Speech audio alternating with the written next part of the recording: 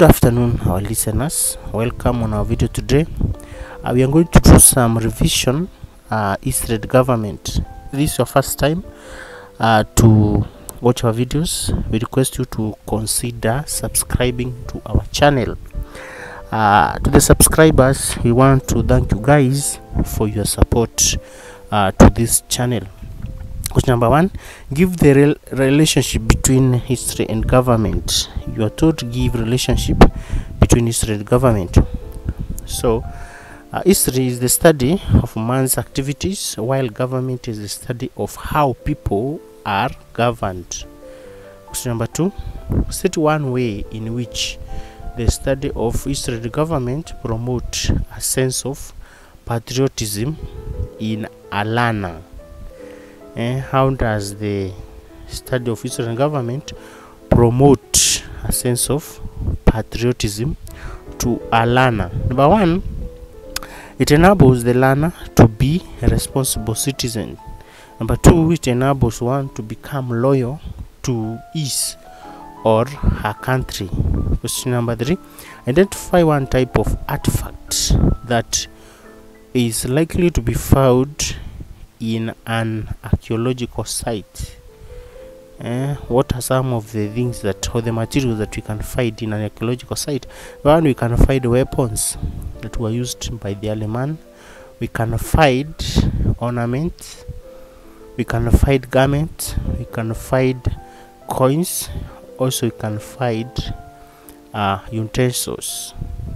Question number 4: state one disadvantage of using caves as a shelter by the early human being during the Stone Age period. What were the disadvantages, or what were the dangers man was exposed to when he was living under the cave? Number 1, caves could collapse over them. Number 2, they could be attacked by wild animals like snakes. And then caves were exposed to floods and weed.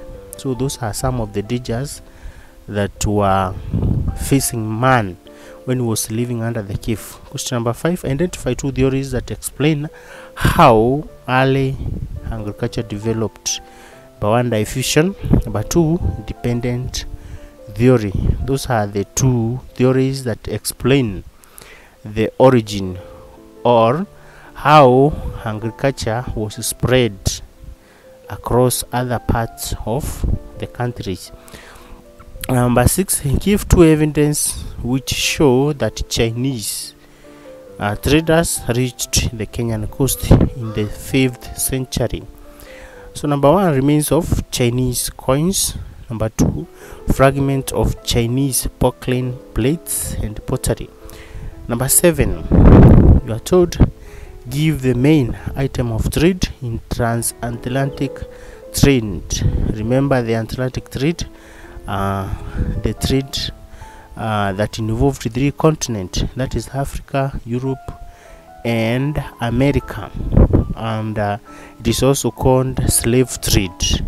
So these are the slaves were the main item of trade. Number 8, give 2 means of water transport used during ancient times. We have sailing boats, we have rafts, we have canoes, we have sailing boats. Next, identify 2 forms of picture writing the early man civilization.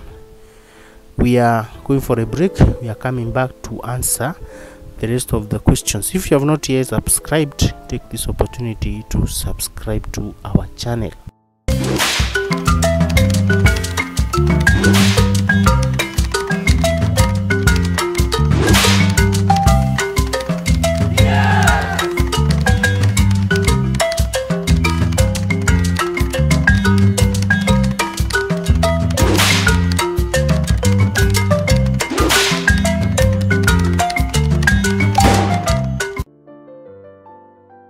Welcome back, our listener.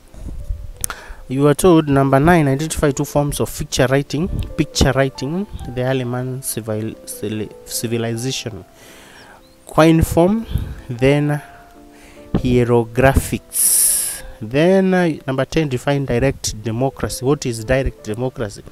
It is a government where people themselves make rules, decisions that affect their welfare.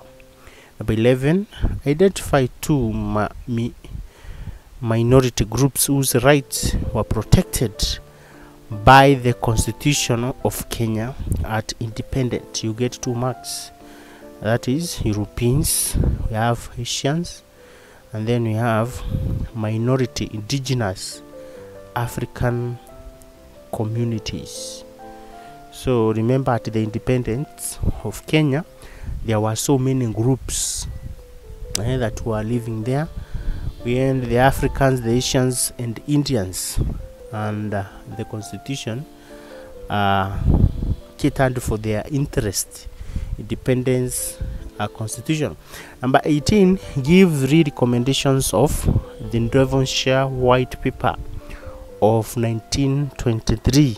What were some of the recommendations? Number 1, White Highland were to be reserved for the European settlers only. Number 2, Indians were allowed to elect 5 members to the Lange Corps. Number 3, racial segregation was abolished in the residential areas. Number 3, a missionary was to be nominated to the Lange Corps to represent African interests. Next, African interests were to be paramount.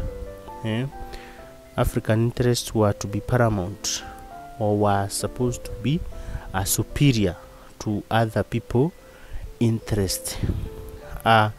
We request you to write any point that you have not highlighted on this video.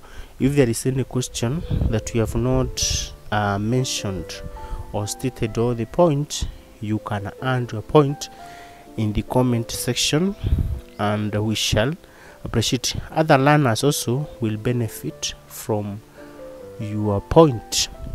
Number next, explain 6 factors that undermine construction of the Kenya-Uganda Railway during colonial Kenya. In other words, this one can also be the problems faced by the white man when he was building the Kenya-Uganda Railway. Number 1, the harsh climate created difficult working environment, thus slowing down the work. Number 2, there were inadequate labor, leading to importation of workers from India.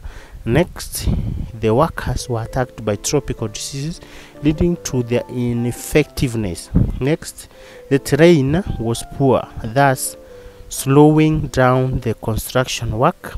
Next, some communities attacked the workers, thereby delaying the construction work. Those are some of the problems that were faced by the white man when building the Kenya-Uganda Railway. This question is very common. It can also come when they are telling you to state factors that undermine. We are through with this video. Thank you for watching. Until next time, goodbye for now.